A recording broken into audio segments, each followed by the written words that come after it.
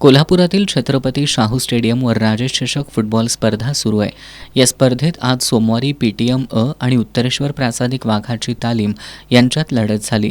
सामन्याच्या सुरुवातीपासूनच पीटीएमनं वेगवान खेळाला सुरुवात केली. सामन्याच्या 30व्या मिनिटाला पीटीएमच्या नबी खानच्या उत्कृष्ट पासवर ऋषिकेश मेथे पाटीलनं गोल नोंदवून संघाला 1 गोलची आघाडी मिळवून दिली. त्यानंतर 8 मिनिटाच्या अंतरानं सामन्याच्या 38व्या मिनिटाला यशराज कांबळेच्या पासवर ओंकार मोरेनं गोल करून संघाच्या आघाडीत 1 गोलची भर घातली. पूर्वार्धात पीटीएमनं 2 गोलची आघाडी कायम ठेवली. उत्तरार्धात उत्तरेश्वर संघानं आक्रमक खेळाला सुरुवात केली. उत्तरेश्वरकडून अथर्व पाटील, मयूर कदम, विश्वदीप भोसले, तुषार पुनोळकर, अजहर मोमीन यांनी चांगल्या खेळाचं प्रदर्शन घडवत गोल करण्याचे प्रयत्न केले.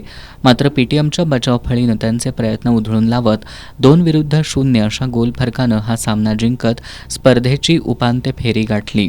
पीटीएम अचा ऋषिकेश मेथे पाटील सामनावीरचा मानकरी ठरला. या स्पर्धेत उद्या दुपारी 4 वाजता संयुक्त जुना बुधवार पेठ विरुद्ध दिलबहार तालीम मंडळ अशी लढत होणार आहे.